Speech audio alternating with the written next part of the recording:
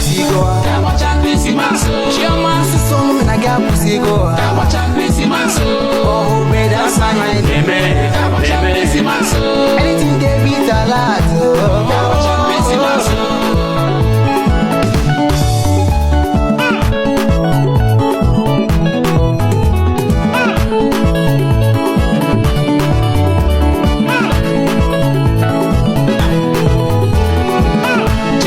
Relationship I pusigo.